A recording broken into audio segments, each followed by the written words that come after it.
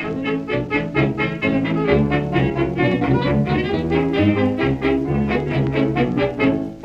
know a fat old policeman, he's always on our street. A fat and jolly red-faced man, he really is a treat. He's too kind for a policeman, he's never known to frown, and everybody says he is the happiest man in town.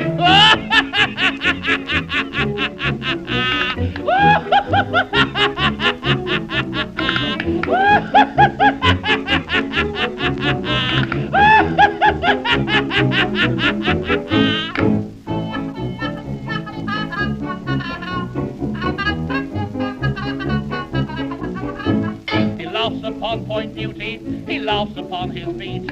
He laughs at everybody when he's walking in the street.